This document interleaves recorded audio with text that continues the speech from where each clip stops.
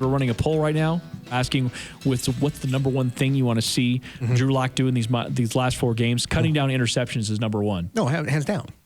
It has to be. That's the answer. No, but see, I think improved footwork kind of corrects all of those. I think that, but you're not going to see that over the. You're not going to improve his footwork over the final 4 games. That's going to have to be an off-season move. The other part of this is I don't care if his footwork is sloppy if he's not throwing picks. Okay. If the throws are on top, I don't care what his feet look like. If he's this is like a chicken and egg kind of conversation. And ultimately, I do want his footwork fixed. I'm totally with you, but I'm just saying that the larger point here is if he's the interceptions aren't mostly because of bad footwork. They're mostly because they're bad decisions. Yes. Now, bad footwork contributes to that. Contributes to bad throws, but most of his interceptions are poor decision making and not poor mechanics. But think about it like this, Ben. You take what Drew Lock is showing us right now, and you also kind of put it in a bit of the prism for Drew on what you sort of need him to be able to work on in the offseason.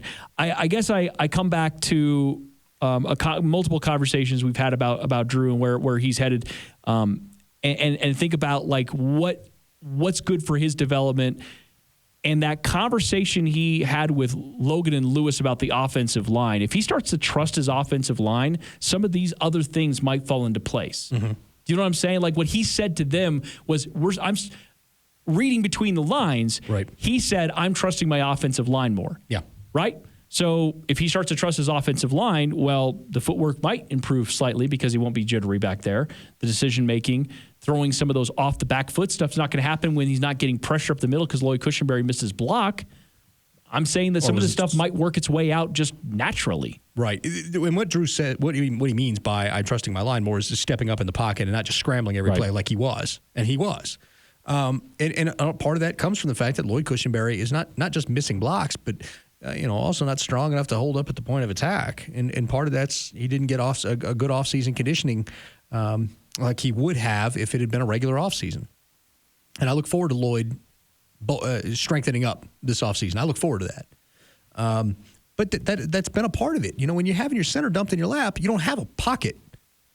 And then you have to move as a quarterback. It takes you off base, and you're going to make bad throws. And then it speeds up your clock because then you're like, oh, God, I've only got this amount of time. I only can do one read. That one clip that's floating around the internet where everybody's saying he missed Jerry Jeudy wide open. Well, Jerry Jeudy wasn't even involved in the play on that. He was on the backside running a square in on a play that was a designed clear out for a tight end wheel on the front side of the play. But he threw it too fast. And, Tim has talked about the footwork and trying to figure out a way to buy an extra second before he makes the throw. That's one way to do it. The other thing is not being so nervous and jittery. Having the faith and trust in your offensive line, allowing that play to develop and then making the throw. So, I'm with people on that, the decision-making and all that kind of stuff, but decision-making is probably and cutting down the interceptions should be the answers here. The rest of it is things you can work on, and I want to see that, but the real answer is ultimately I don't care how it looks if you're completing passes. On the text line, what does Drew Lock do that Sam Darnold can't? Would it be learning the Shermer offense while Fangio is in year 3? We need results. I'm not saying that one can do things the other can't do. I'm just saying that based on the landscape around the league, what's going to be available, what the cost for that is, and the developmental curve in order to get them ready to play, that makes the most sense. Because trading for Matt Stafford is going to cost you at least a first-rounder, and you're going to have to eat his $25 million contract. Trading for Carson Wentz is going to cost you probably a pair of 2s, give or take, maybe a little less than that, a 2 and a 3. And you're going to have to eat that portion of his contract. Mitch Trubisky sucks out loud. And who does that leave? Tell me what the other options are. A rookie that's going to take you time to develop? That puts you right back in square one. Why, at that point, why not just continue rolling with Drew Lock? So, I think that you bring somebody. Darnold just fits the criteria. Now, and he may not come here. There's going to be other suitors. The Colts will be after him. The Niners are going to be after him. There are going to be other suitors for that. But his cost, he's on a rookie deal. It's probably going to cost you about a 3 and a 5 to acquire him. So it's cost effective. It gives you somebody that can naturally push Drew Lock, and if he wins the job, so be it. And if Drew wins the job, so be it. You got a reclamation project you can sit there on and probably re-sign for cheap, and go from there. It just makes the most sense. There's not going to be a Drew Brees that just falls into your lap. That happens once in a lifetime. Yeah, like Peyton Manning fell into the Broncos' lap. Because and here's the thing, like the revisionist history on that is funny. There were people that said that was a terrible signing at the time. There were people that said that Peyton Manning was one bad sneeze away from being a paraplegic because of his neck. Certainly one of the reasons the Broncos drafted a quarterback in the second round. Right after they signed him. Yep. It was not a home run when he did that. Drew Brees got failed by the Dolphins on a physical on his shoulder, saying he wouldn't play again. Because that's where originally, and who knows what would have happened if that was the case, because Nick Saban probably would have kept his job.